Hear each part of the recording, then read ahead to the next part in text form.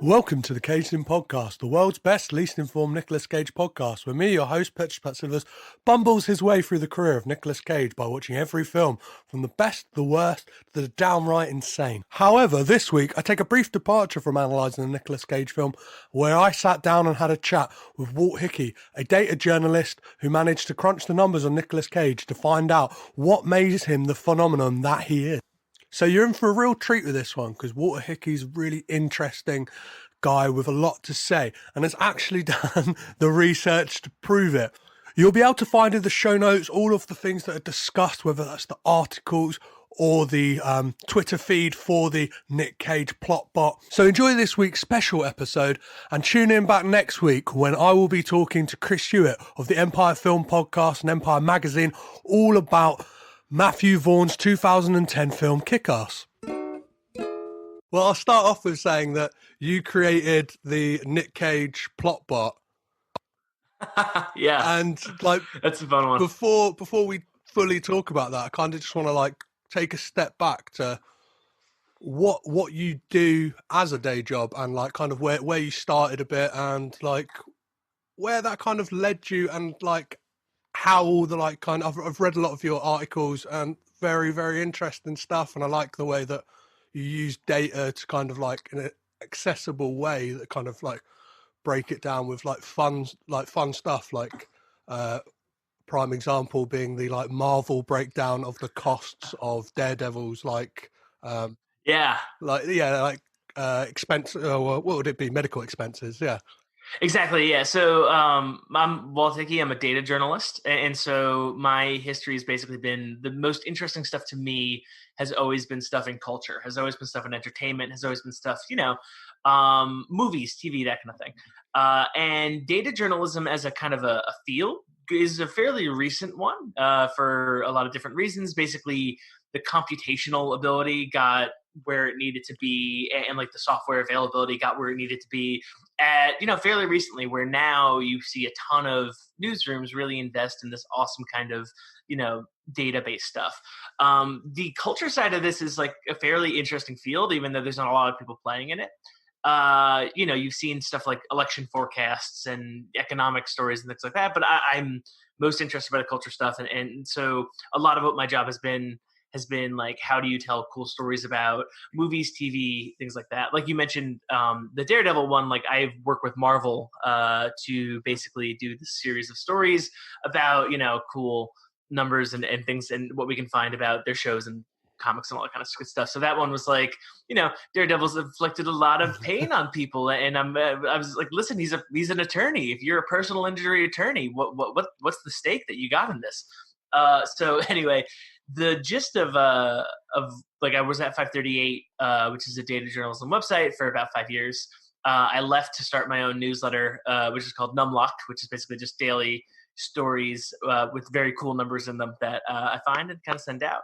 And I'm also the senior editor for data at a site called Insider, which is Business Insider, all those folks. So I'm helping running their election show and all that kind of stuff. So it's keeping busy, got, a lot of irons in the fire, but the stuff that brings me the most joy is definitely talking about extremely, accomplished mathematics with very, very silly topics. Yeah, well, I've kind of like brushed the tip of the iceberg with this because I've started compiling the data to kind of find just a complete scoring of Nicolas Cage films. So like wherever I can, turn in that data, whether it be like opinion polls, obviously the online databases we have of like just general scoring, and like just being on that tip of it, it's I find it really fun, and like I can see why you get so excited about numbers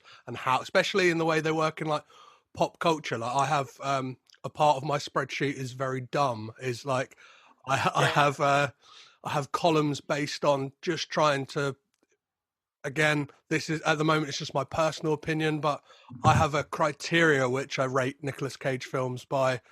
Does he have does he have bad hair?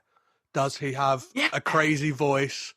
And does he freak out? And just kind of trying to compile that data to kind of I don't know, look at it in a like a mathematic way to find out, is there a correlation between his freakouts and these kind of criteria to making the film enjoyable, whether that be, does it correlate with public opinion or critically? Sometimes not so much as, I don't know, if someone who has delved into Nick Cage, you probably Yeah. So I think so. You've hit on something that's really interesting. So first of all, I like my connection to Cage is that I really enjoy his work. Moonstruck is one of my very favorite movies of all time. He's like really like, I think I've always found him extremely compelling as an actor. And in the piece that I wrote about him for 538 that spawned the bot, I get into why that is and why I think he's such a persuasive thing. We can always get to that in a bit, but to kind of get to what you're getting at here is like, I think that what makes Cage really interesting is that like, and whenever I talk to folks about him, they're always actually like really game to bring data into it. Whereas a lot of the time, that's the part of the cocktail party conversation people want to get away from as quickly as possible. Like, oh, stop talking about the data, start talking about the movie star that I enjoy quite a bit. But with Cage, it's always like people love this data angle, and the reason I think it is that there's so few people working in Hollywood and working in the entertainment or even the culture industry in general who have put out a volume of work, who have put out a body of work that you can actually call data, as in a lot of different data points with very different things going on that you can draw conclusions from by looking in the aggregate. If you look at a lot of people's work, people either stick to it tight. People either, you know, have a great 10-year run and then pop off and then they go away for a little while. Maybe they come back later. You know, the industry is such that it does not necessarily make long, diverse, crazy careers all that viable.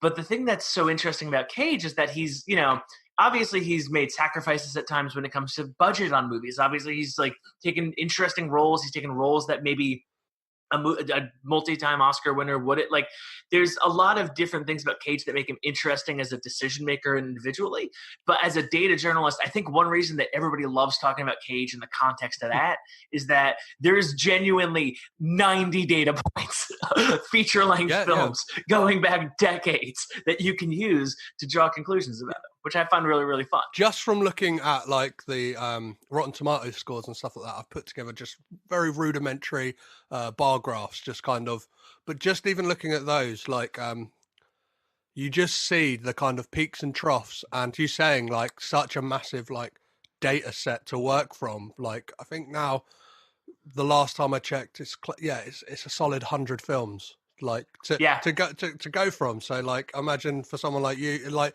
having that amount of data on anything is great, really. Like especially it's fun. I mean, typically you're looking at like a good solid career can be 20. I'll give you a great example. We did another performer who's similar to this is Meryl Streep, because Meryl Streep I did a story about all of her Oscar nominated performances, which at the time was 20. Now I believe it's 21, which is an insane figure. That's like genuinely nuts. And if you look at her career, you can see a lot of the same stuff. She's come up against a lot of adversity on that kind of regard, because it's very, very hard to be a woman in the movie industry. And it's always interesting to kind of see how much like actors that have a lot of range. And I would put those two, you know, Cage and Streep in very much the same category in that one of whom has, you know, tried to remain on the top shelf. The other has been much more experimental in his formats. But nevertheless, like, again, I really always admire the people who manage to kind of make it work one way or another. And I think that Cage is just so interesting because, again, you've got like some of like really outstanding, some of the best movies I think ever made. Cage has appeared in, and also, you know, some of the worst movies ever produced has also appeared in that. And I just kind of enjoy seeing that, because I think that as an actor, there are very few like models that he's following in that kind of regard. But it's fun. I really I have a lot of affection for him, and I think that he's a very, very, very fun person to watch on screen. Yeah, that's like, I think that is the thing, and obviously that's something you can't get from data. Like, is just this, I don't know, almost something otherworldly, almost, of this just essence that he has as an actor, and like what's made me dedicate so much of my life to watching all of his films and running a podcast where I talk about it, like which like to some sounds like crazy, but like from doing it, it's just like I've learned so much about the guy, and obviously like just trying to find all these like interesting angles and like allowing me the opportunity to speak to various different people, whether it be yourself and just how did you start the bot? That's Yeah. that where did this idea come from? Because obviously like everyone has that Yeah. weird moment like myself where you slip off and Cage is in your life. So the full story of this is that I had been doing stories about actors and their kind of careers and like how you would group their films together. This was just kind of a way for us to, because again, data is not something that naturally lends itself well to culture and entertainment. We found a format that we thought was really engaging, where we kind of we tried to taxonomy different actors' performances, and you can kind of see how actors grow and change. And they'll have like big blockbuster hits, and those are meaningfully different films than other movies that they get involved in, and we have a lot of fun with that. And the thing that I had, like, we always had like kind of a list of like, who are we going to do on this list? And because it's a kind of it's a smaller group than you think of people that you can really get a diversity of films out there. There's like there's not a lot of people who manage to dabble in franchises as well as win Oscars and do that kind of stuff. And so on this list was always Cage, and Cage was always compelling to me because Cage has always been a very interesting actor to me. I enjoy his vaguely manic energy. I enjoy how much he brings to the different roles. And so the Cage was kind of the great white whale of a lot of this, in the sense that we had always like wanted to do him, but we always knew that like, listen, he's made 4 times as many movies as the most movies that we've ever done for one of these people. And so as a result, it was always kind of like, well, maybe one day we'll get to it. And then I had been at 530 for like 4 years. I kind of realized that like my time was maybe not gonna last indefinitely there, that I might have wanted to branch out and start this newsletter thing. And I kind of realized, well, like, okay, how do I want to spend my last couple months? I'm gonna shoot my shot. I'm gonna cash in my chips, and I'm gonna do this fucking article. and so as a result, I ended up it took me a couple weeks to watch 82 films. But nevertheless, I was able to do this article. And over the course of watching 82 films, you kind of get a sense for like, wow, he's really like, very few performers, like he's never, like, the thing that really got me, I'll just say it right here, is that he had almost never made a sequel. No. And like, yes, you have Book of Secrets, and I think that might have been his first sequel ever. Maybe Ghost Rider was his first sequel. Either way, no, Book of Secrets, one of those Book two of Secrets, things, yeah, definitely. Book of Secrets and then Ghost Rider. But the thing that struck me was like, he had made like 50 movies without making one follow-up. And that's insane. Like there are other actors like I'd covered Dwayne Johnson, who I think was really, really interesting. I'd covered Vin Diesel, who I think was really, really interesting, because those they have like a franchise that they dabble in. They have range of roles. They have a type that you can see that type evolve over time. But Cage was something altogether different, where like he never like he wouldn't play strong tough guy in 3 consecutive movies. He'd play a weird. He'd hop around a lot, and I think that in many ways kind of defines his, like, based on the interviews that I've seen with him and all that kind of stuff. He really does take pride in that he got into the game of acting because he enjoys it. He gets a lot out of it. What people ask him why he makes so many movies and so many trashy movies, he's just like, listen, I'm an actor. You would never get mad at a baseball player for playing more baseball. Like, the idea is that I think that he is like, he's in it for the love of the game in a lot of different ways. Maybe creditors, who knows? But at the end of the day, I think that he has a very fun mentality about the roles that he takes, because, he is very much defined by his taste for variety. And so kind of having, being all these movies in and having watched all these movies and never seeing the same thing twice, I was like, well, wouldn't it be fun to basically remix Nick Cage movies to algorithmically generate brand new Nick Cage movies? And so basically it's not like the Earth's most sophisticated bot. It's basically a glorified Mad Libs. And it basically just takes, the DNA of his other movies and then mixes them up. And, sometimes it's, not particularly interesting. Sometimes it's gold. And then that's where we're at. Yeah. When I stumbled across it, I thought like this is great. Like I love, I don't know. I love just off the wall things. And then especially like tracing that back, be like, where did this come from? Because obviously like, yeah, the profile itself like is just like there's so many. Like I often just type in Nick Cage into Twitter and kind of have a rummage about see what oh my gosh, yeah, the general word is on the web. And then when I saw that, I was like, didn't think anything of it. I'd obviously read through some of the tweets and then found my way back to you, and I was like, this is great. Like this is such a great concept. And it's obviously someone who looks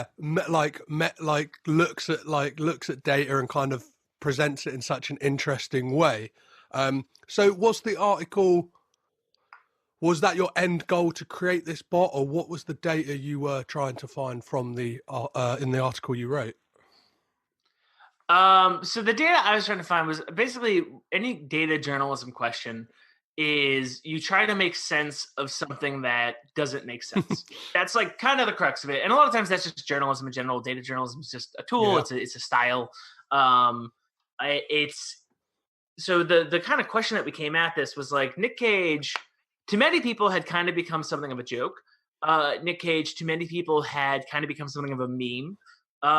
Nick Cage, to some notoriety, had started kind of slumming it a little bit in the roles. And Nick Cage had basically had a career that lasted decades, and there was just a lot to process there. And we wanted to kind of find, is there a way that we can look at the broader picture of what he's accomplished and find a through line to kind of get something, a modicum of understanding about the actor and what motivates him that we didn't have before. And that's kind of the goal with any of these different stories. Like to go back to, like, I'll give you a great example. The Vin Diesel one that we had done, I was very surprised because, again, I enjoy his work, but like having done more research on it, having looked at the performance and what he goes into his movies, there's actually a very sensible through line through the movies that he's in, which is that he, number one, very, very much understands storytelling from the perspective not of like the hero's journey. Yeah. Like the hero's journey is like the thing that has defined movie making since Star Wars. Every damn movie tries to stick to the hero's journey. And that's fine. And that's just like, one person goes, changed by the world, all that kind of stuff. You can look it up. It's great. That's one kind of storytelling. And Vin Diesel, what's so interesting about the movies that he produces is that he doesn't do that.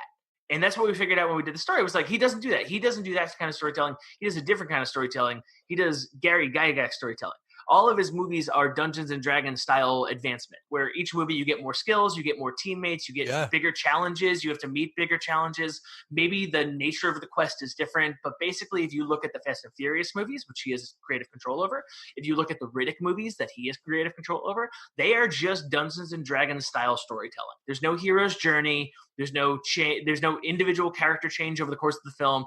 There's, characters that are played by him that experience, that grow and scale to the best of their abilities, and the challenges grow with them, and the teams grow with them too. It's great. And so we wanted to do that with Cage in a fun way. And what we ended up finding was that, really the variety that people perceive is not accidental. The variety is deliberate. The variety is what brings some joy as a performer, and the variety is really, I think, what defines him in the best way. Yeah, I've seen that. Like you could kind of plot, like if you plotted it out again, just to look at it, like it will be, even just looking at some of the runs of films he's done, like from Leaving Las Vegas, The Rock, Con Air, Face Off, might be, I've probably used a really bad example there because that's probably like his most mainstream Hollywood like block of his career. But then it gets to like 1999 and he's in Bringing Out the Dead, and then the next year he's in Adaptation, which is like they couldn't be further apart. Exactly. And he, like, looking through his like filmography and looking at just like, I don't think so like one actor has worked with some of like Hollywood's greatest like directors. Like he's kind of got like a real good like checklist of like the old school, like the kind obviously Francis Ford Coppola, the easy choice, and Yeah. then Scorsese. Like he's got this really vast and interesting career, and like as you said, like it's no accident. Like and like Yeah. yeah, I think he's like again, like I'm sure that there's reasons for it, like within the, like he might be like easy to work with, or like I don't know exactly what it is, or like very direct. yeah. Like I think that he's willing to go big. He's clearly game for a lot of stuff that other actors won't be.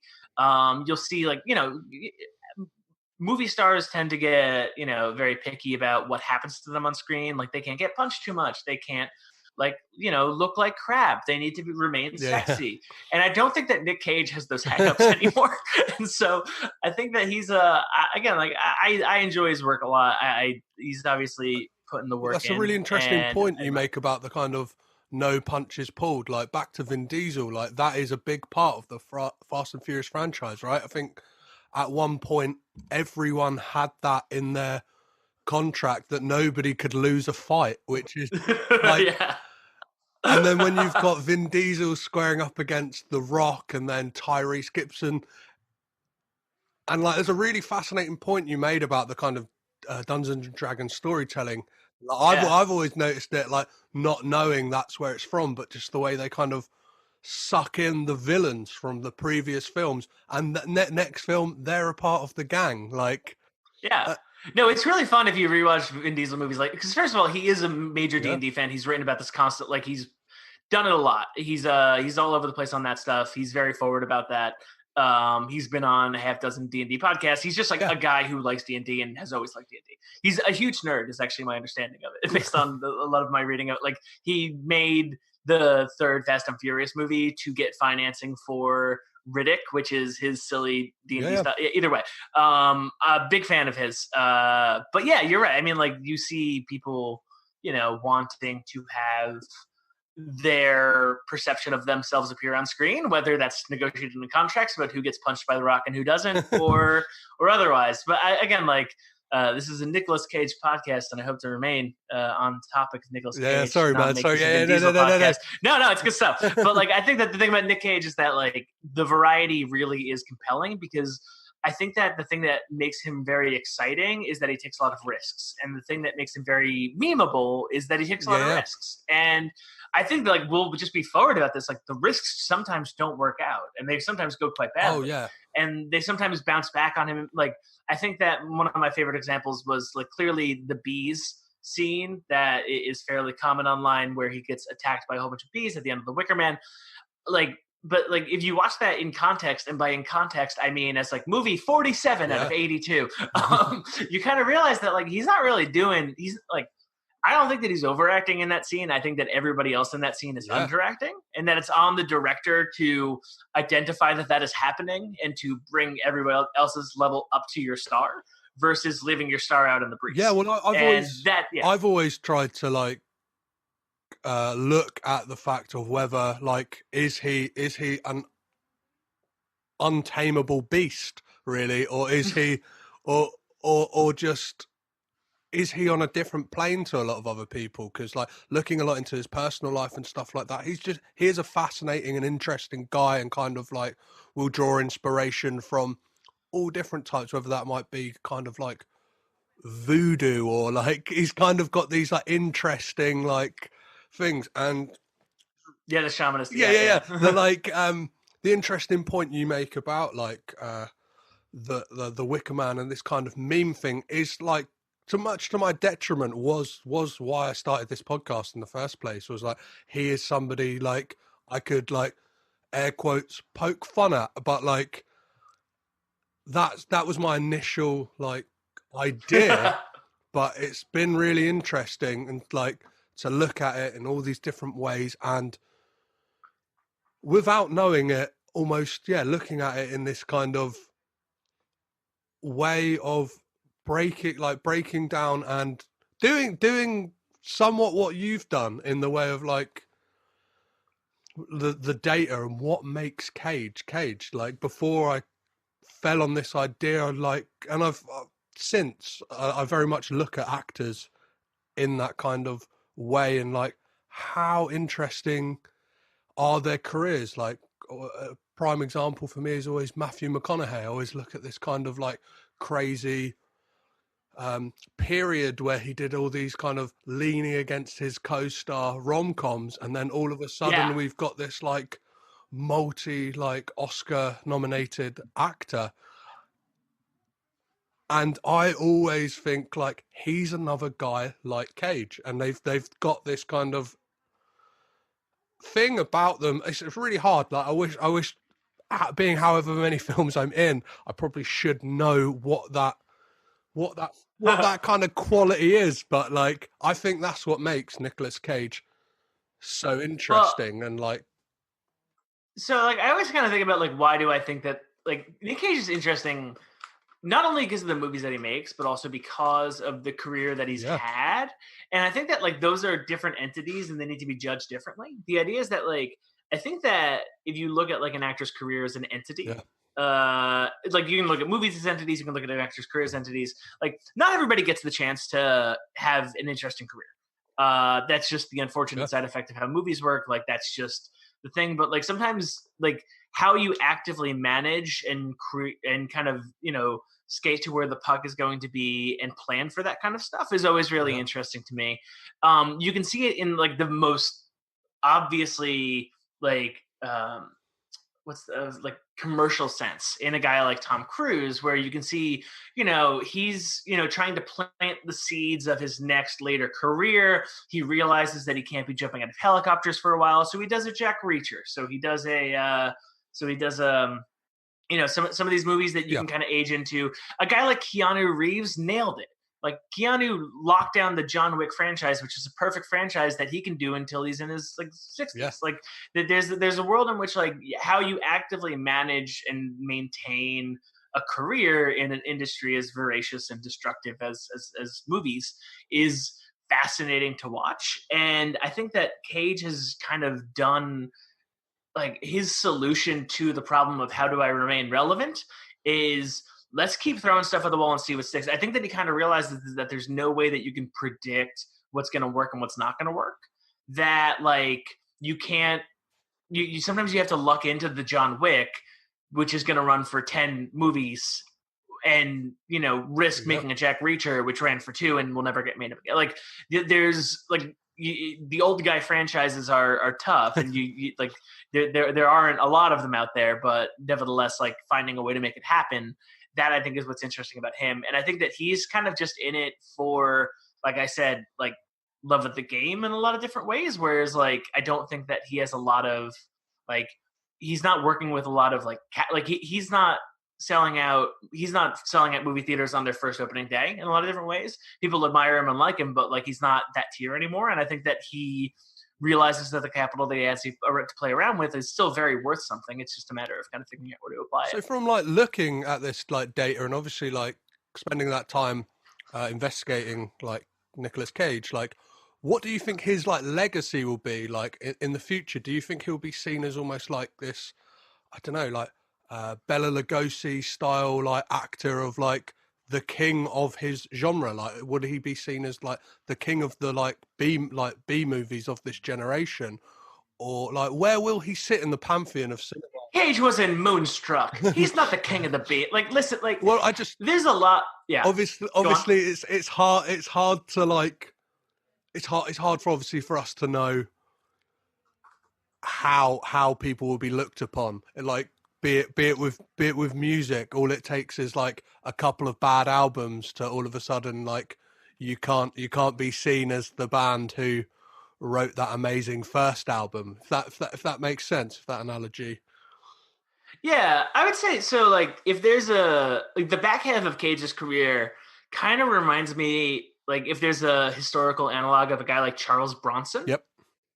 Where basically he spent the last half of his career just making a bunch of like tough guy movies where like a crime happened and a man needed to punch another man in order to solve that crime, and like he has a gun and bullet, and like he just made that kind of like schlocky shit, and like that was fine. Like pills got paid, people liked it a lot, and so I think that there's a world in which like he can be very much like, he got into it. He was very, very dynamic and good when he was young. He never really got tired of it. And I think that, it's not like sports where it's obvious that somebody needs to hang it up. Yeah. Like he's not like, if there's it could be like he doesn't, you don't need to retire in acting if you cast a certain age. And I think that he just kind of viewed it like that. I mean, I feel like at the end of the day, he might he could be 70 and not being cast in movies anymore, but still doing repertory theater companies. And I just think that he really genuinely has a good job, and he's realized how fortunate he is to have that job, and he's going to keep doing that job. I know, I don't really want him to stop doing that job. I think that a lot of the stuff that he comes out with isn't that good, but a lot of it, occasionally you get a Mandy, and occasionally you get a good movie out of nowhere that you did not expect to be that good.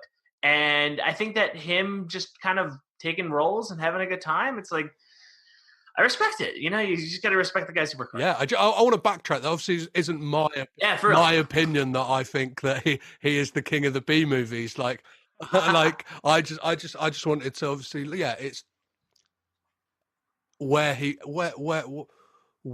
could we see the future of him sitting, once the dust has settled on, I don't know. In years to come, obviously, we can't. I guess it's an impossible question to ask because it's. We're gonna see what happens after he comes out with that movie next year, where Nick Cage plays Nick Cage. Yeah, which is, and that could be again, he's a guy who comes out with a really terrific movie every now and again. He's interesting because I always wonder why National Treasure 3 didn't kind of happen. I think that was just some Disney stuff going down, but at the same time, he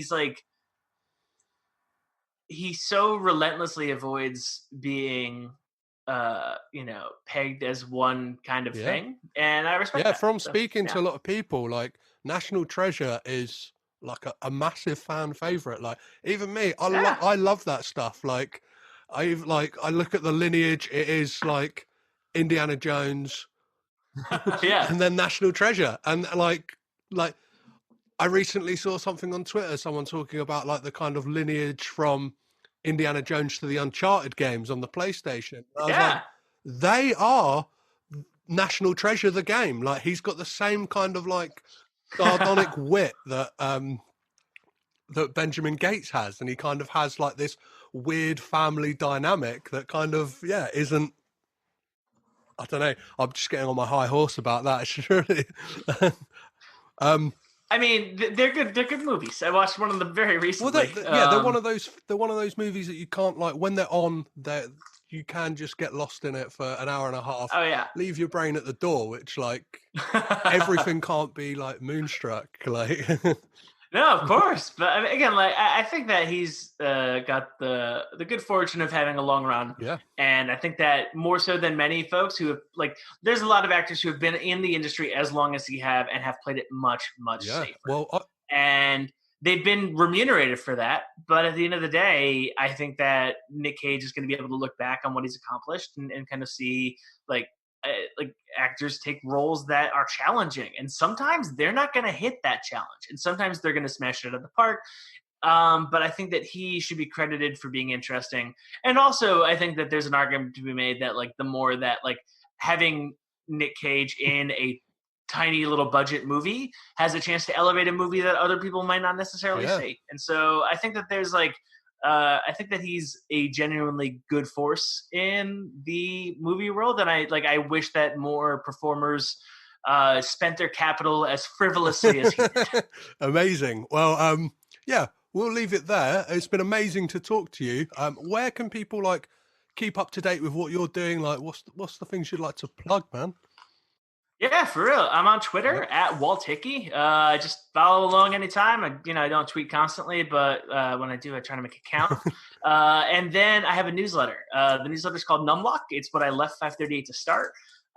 It's a daily morning rundown of kind of really cool numbers in the news. It's fun, snarky. I try to make it kind of counter programming, so there's no like U.S. politics in it, which I kind of think over dominates news a lot of the time. And there's like minimal virus as far as that goes. But like, yeah, at the end of the day, if you like culture, data, entertainment, kind of how the world and that intersects, go ahead and check it out. You can find that at numlock.news. That is a, Numlock like the key. Yeah. Amazing. Well, thanks so much for your time, man. It's been really informative and just fantastic to talk with someone who has done the research that many of us fans have been calling out for. Yeah, no, it brings me a lot of joy, and folks can continue to follow NicCagePlotBot, where they will find such great ideas as Cage plays a paramedic who mentors a kid from a broken home and fights a demon over a contract of 10,000 souls. In the end, he's stung by bees and burned to death. It's directed by Gore Verbinski. That's a free one. You can have it. Amazing. We'll leave it on that note there then. There we go, guys. There is the talk with Walt Hickey. What an amazingly interesting guy. As I said at the beginning of the episode, and as me and Walt discussed, please look in the show notes at all of the links to the articles and how you can find and keep up to date with what Walt is doing, whether that be his Twitter, the NicCagePlotBot, or even Numlock News. So tune in next week as me and Chris Hewitt talk about Nicolas Cage all dressed in leather with a veritable questionable moustache. No, I'm not talking about his regular Saturday nights, of course. I'm talking about the 2010 film Kick-Ass. Tune in then and we'll have a good old time. Until then, I've been Petrus Patsilus. I've been caged in. You've been great. Bye.